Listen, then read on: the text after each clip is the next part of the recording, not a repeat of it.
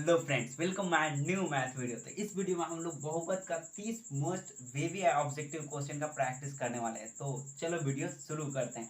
तो chapter number 2 का 30 most wavy objective question में मेरा पहला क्वेश्चन है कि रैखिक बहुपद कौन है। तो इसका 4 ऑप्शन दिया गया है। तो आपको पता है कि रैखिक बहुपद कौन होते हैं। जब x का मैक्सिमम पावर 1 हो तब वो रैखिक बहुपद होते हैं। तो जब x का पावर मैक्सिमम 1 यहाँ पे है, क्योंकि यहाँ पे तो x का मैक्सिमम पावर 2 है, यहाँ पे भी 2 और यहाँ पे 3 है, और यहाँ पर x की पावर 1 है यहाँ पे। तो ये मेरा रैखिक बहुपद है। तो इसका राइट आंसर मेरा डी हो जाएगा। अगर आपने बहुपद का इंट्रोडक्शन वाला वीडियो नहीं देखा है तो जाके जल्दी से आप उसे देख लो, क्योंकि उसमें मैंने बहुत ही बेसिक कॉन्सेप्ट को अच्छे से क्लियर किया था। तो जल्दी से आप उसे देख लो और इसका प्रैक्टिस करो। तो हमारा सेकेंड क्वेश्चन है कि बहुपद का घात बताना है। जो मेरा बहुपद दिया गया है 5x की पावर 4 प्लस 4x की पावर 3 प्लस 10। तो इसका घात क्या है। तो जो x की मैक्सिमम पावर होते हैं वो घात होते हैं। तो यहाँ पर पावर क्या है 4। तो इसका राइट आंसर मेरा हो जाएगा सी, क्योंकि सी इस बहुपद का घात है। हमारा थर्ड क्वेश्चन है कि कौन बहुपद है। तो आपको पता है कि बहुपद कौन होते हैं, जिसका पावर x की पावर निगेटिव और डेसिमल हो वो बहुपद नहीं होते। तो यहाँ आप देखो तो फर्स्ट ऑप्शन है, इसमें मेरा x की पावर यहाँ रूट में, यानी रूट का अर्थ है कि 1/2 है, यानी इसका पावर ऐसे स्क्वायर रूट x है। तो हम इसे ऐसे लिख सकते हैं कि x और 1/2 इस तरह से लिख सकते हैं। तो आप इसे अगर डिवाइड करो तो यहाँ पर x की पावर आ जाएगा 0.5, यानी ये डेसिमल में आ जाएगा। तो ए ऑप्शन मेरा नहीं होगा। अगर बी आप चेक करो तो बी भी सेम स्क्वायर रूट में है, तो ये भी मेरा नहीं होगा। और सी देखो तो सी भी मेरा सेम है, ये फ्रैक्शन में यानी भिन्न में है। तो भिन्न, और आप याद कर लो इसे कि भिन्न और डेसिमल और फिर निगेटिव, अगर ऐसा नंबर पावर में है तो वो बहुपद नहीं होगा। तो ये 3 कॉन्सेप्ट होते हैं कि अगर डेसिमल में है या फिर फ्रैक्शन में या फिर निगेटिव नंबर है तो वो बहुपद नहीं होगा। तो मेरा जो डी ऑप्शन है, यहाँ पर आप x को देखो तो x की पावर 2 है, यहाँ पे x की पावर 1 और x की पावर यहाँ 0, यानी जो यहाँ रूट है वो सिर्फ नंबर के ऊपर है। तो यहाँ पर डी मेरा ऑप्शन सही है, डी मेरा होगा, क्योंकि यहाँ पे नंबर के ऊपर रूट है। तो हमारा 4 नंबर है। तो आप इससे गुना कर दो बस सिंपली। अगर आप इससे गुना करोगे तो 1 y से ये y कैंसिल हो जाएगा, और ये y 3 के साथ गुना होगा तो 3y²। तो हमें ऐसा ढूंढना है कि y प्लस 3y² कौन सा ऑप्शन है। तो डी ऑप्शन में देखो कि y प्लस 3y², यानी ये मेरा राइट आंसर है डी। तो अब 5 नंबर है मेरा कि मेरा बहुपद है x² माइनस 2x माइनस 3। इसके शून्य कौन से हो सकते हैं, जो मेरा यहाँ दिया गया। तो आप इसको गुणनखंड कर लो, या फिर इसका बस ये सारे ऑप्शन को डाल के चेक करो किससे 0 आ रहा है। अगर जिससे 0 आ रहा है वही मेरा इसका राइट आंसर होगा। तो आप इससे गुणनखंड करके भी देख सकते हो, इसका फैक्टर निकाल के, या फिर आप चेक कर सकते हो बस ऑप्शन को डालकर। ये ऑब्जेक्टिव है तो हम इसे ऑप्शन डालकर ही चेक करते हैं। तो अगर हम यहाँ पे 3 ले तो ये प्लस 3 लेंगे तो यहाँ 3 का स्क्वायर 9 आ जाएगा, और यहाँ पर 3 2 6 आ जाएगा, यानी 6, और यहाँ पर तो यहाँ पर -6 -3 आ जाएगा मेरा -9। तो यहाँ पे मेरा आ जाएगा 9, और यहाँ पे -9। तो -9 एंड +9 0 होता है, यानी जो मेरा पहला शून्य होगा वो 3 तो होगा, मगर क्या 1 होगा। तो 1 का आप चेक कर लो, 1 को यहाँ पे डालेंगे तो 1, एंड यहाँ पे डालोगे तो 2, और 1 का गुना क्या होता है -2 ही होगा। तो ये -2 एंड -3 ये 5 हो जाएगा, और यहाँ पे 1, यानी जो मेरा +1 तो होगा नहीं, मगर क्या होगा +3 होगा।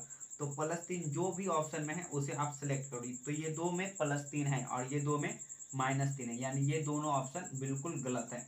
तो अब मेरा बच गया ऑप्शन ए और ऑप्शन बी। ऑप्शन ए तो होगा नहीं, ऑप्शन बी बच गया। तो ऑप्शन बी एक यही ऑप्शन बचा हुआ है, तो यही मेरा राइट आंसर होगा। हमारा क्वेश्चन नंबर 6 है कि px बराबर x³ माइनस x² का शून्य क्या होगा। यहाँ पर px होते हैं वो बहुपद को दर्शाते हैं।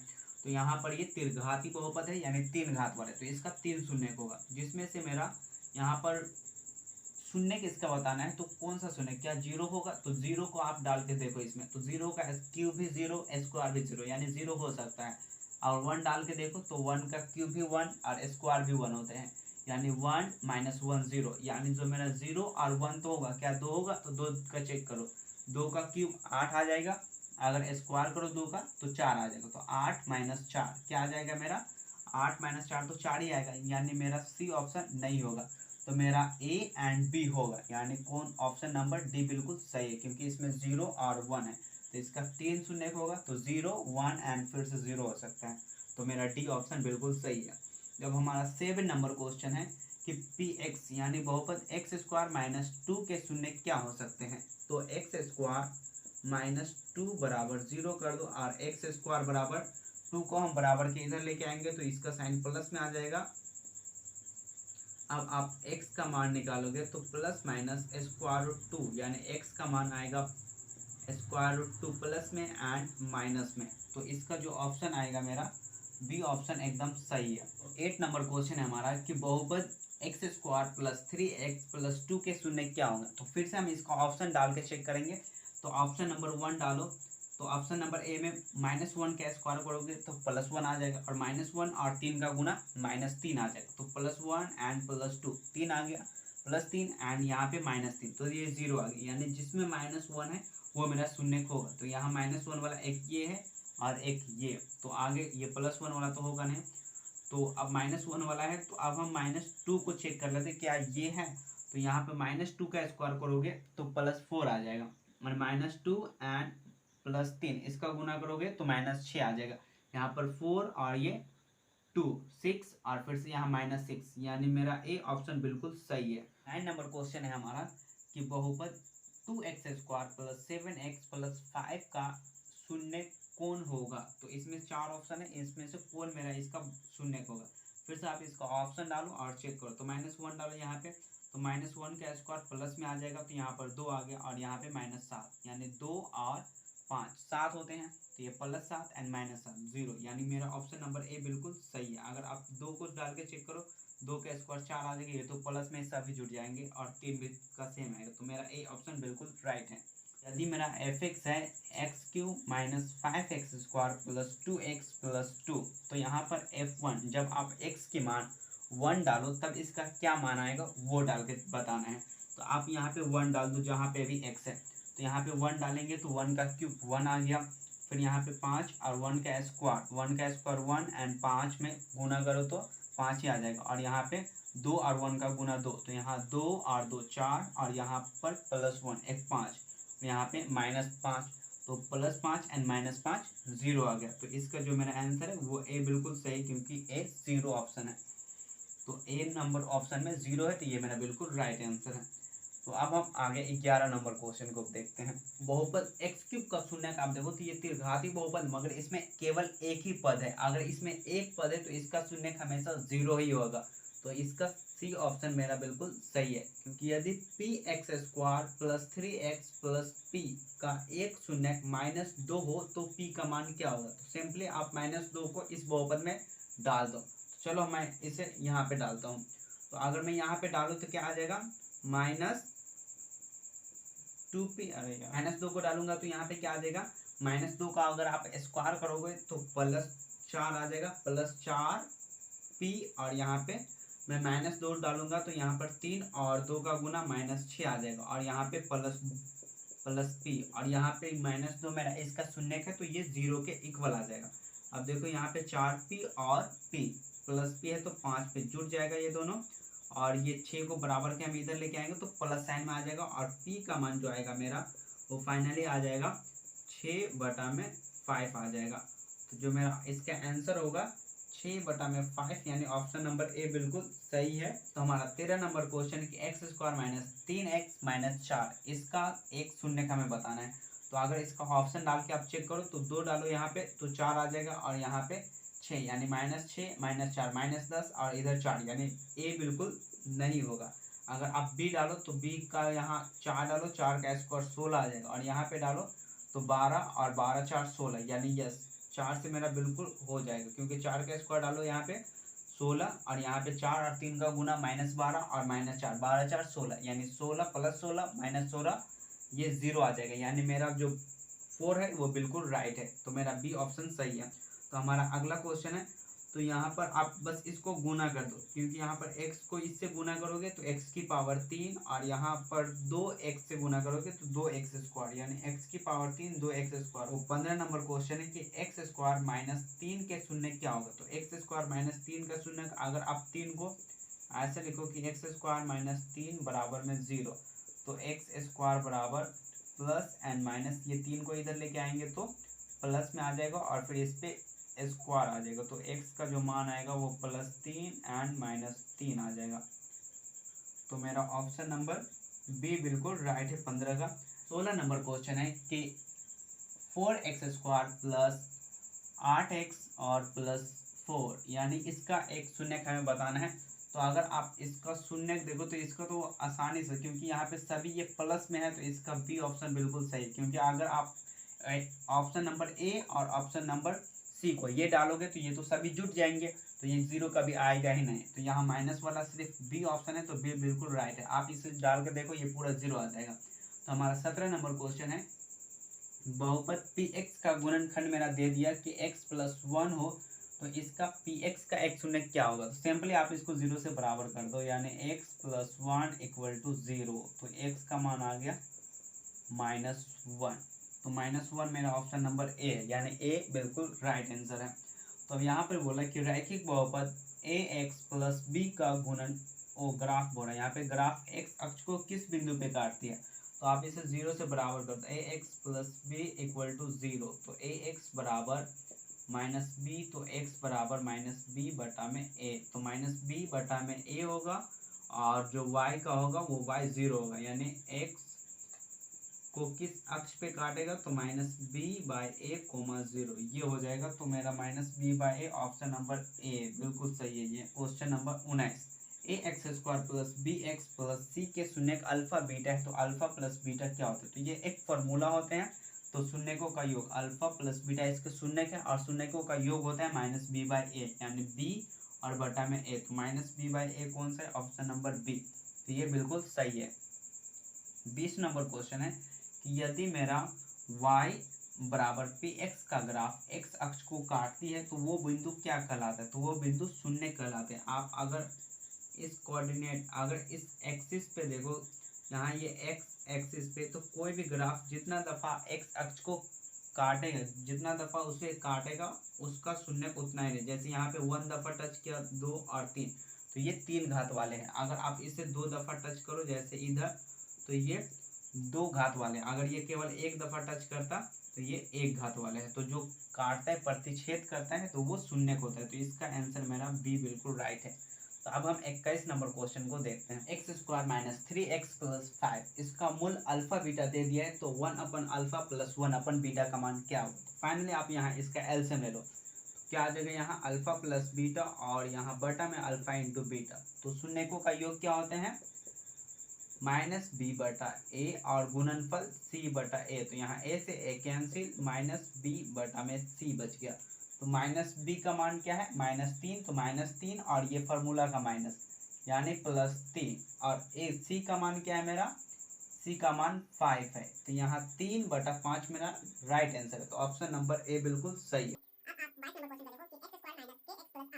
शून्यकों का योग 6 दे दिया, यानी अल्फा प्लस बीटा मेरा यहाँ पर 6 दे दिया। तो यहाँ पे हमें k का मान निकलना है। तो शून्यकों का योग क्या होते हैं, -b/a होते हैं। यहाँ पर b यहाँ माइनस में है, तो यहाँ पर k आ जाएगा और बटा में 1 एंड बराबर में 6। तो k का मान फाइनली यहाँ पे 6 मेरा आ जाएगा। सी ऑप्शन बिल्कुल सही, यहाँ पे 6 होना चाहिए था, बट 12 लिखा हुआ था।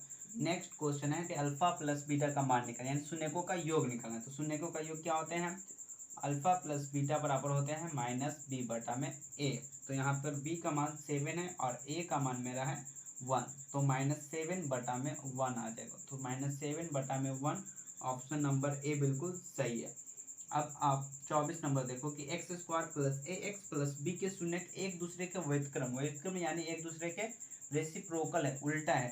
तो इसका हमें b का मान बताना है। तो b का मान बताना है, तो शून्यकों का यहाँ पर b c के स्थान पे, तो यानी हम यहाँ पर शून्यकों का गुणनफल लेंगे। तो शून्यकों का गुणनफल, मान लो कि पहला शून्यक मेरा अल्फा है, तो दूसरा शून्यक क्या होना चाहिए, 1/α। जैसे कि ये क्वेश्चन में बोल दिया, एक दूसरे के व्युत्क्रम हो यानी एक दूसरे को उल्टा हो, तो इस तरह से। तो अब आप इसका शून्यकों का गुणनफल लो, तो अल्फा गुणे 1/अल्फा क्या हो जाएगा, -c प्लस सी बटा में ए। तो सी का मान यहाँ क्या है, बी, तो यहाँ पर बी और बटा में मेरा ए आ जाएगा। तो अल्फा से अल्फा कैंसिल, यानी 1 आ गया और 1 बराबर बी बटा में ए। तो बी का मान आप निकालोगे तो फाइनली ए आ जाएगा। तो यहाँ पर बी का मान ए के स्थान पे तो 1 है ना, यहाँ पे इसके आगे देखो 1 है, तो यहाँ पर ए के स्थान पे हम 1 रख देंगे। तो फाइनली बी का मान जो आएगा मेरा 1 आ जाएगा। ए बिल्कुल राइट आंसर है मेरा यहाँ, क्योंकि यहाँ पर ए के स्थान पे यहाँ पे 1 है और बी के स्थान पे यहाँ ए है, ठीक। तो यहाँ पे मेरा ए का मान 1 डालो तो यहाँ पर बी का मान 1 आ जाएगा। तो अब हमारा नेक्स्ट 25 नंबर क्वेश्चन है कि x² प्लस x प्लस 1 के मूल अल्फा बीटा हो तो 1/अल्फा प्लस 1/बीटा, यानी बिल्कुल 21 नंबर क्वेश्चन की तरह। आप इसका एलसीएम लो, अल्फा प्लस बीटा और alpha into beta, alpha plus beta minus B by A और अल्फा इंटू बीटा यानी शून्यकों का गुणनफल सी बटा में ए से ए कैंसिल माइनस बी बटा में सी। तो यहाँ पर मेरा सी का मान क्या है 1 एंड ए का और बी का मान भी 1, तो यहाँ पे 1 और बटा में सी का मान 1 है, तो यानी 1 बटा में 1, बट यहाँ पे माइनस है तो यहाँ पे -1 मेरा आंसर, बी ऑप्शन बिल्कुल राइट है मेरा। और यहाँ मूल का गुणनफल 8 है, और यहाँ पर अल्फा इंटू बीटा मेरा 8 दे दिया है, तो अल्फा इंटू बीटा 8 दे दिया, तो हमें यहाँ पे ए की मान बताना है। तो ए की अल्फा इंटू बीटा क्या होते हैं, सी बाई ए, यहाँ पे सी के स्थान पे क्या है ए, तो ए बटा में ए के स्थान पे 1 है, तो 1 बराबर में 8, तो सी का मान फाइनली 8 निकल जाएगा। तो ऑप्शन नंबर सी बिल्कुल राइट है। 27 नंबर क्वेश्चन कि x² plus ax minus B के मूल बराबर है परंतु उसका चिन्ह क्या है, विपरीत चिन्ह हो तो ए का मान बताएं। विपरीत चिन्ह यानी मान लो अल्फा दो शून्य का, क्योंकि ये दो घात वाले बहुपद है, तो पहला शून्य है मेरा अल्फा बराबर माइनस अल्फा ले लो और बीटा बराबर ले लो प्लस अल्फा, तो ये दोनों शून्य के चिन्ह एक दूसरे के विपरीत हो गए, तो कुछ ऐसा बोल रहा है क्वेश्चन में।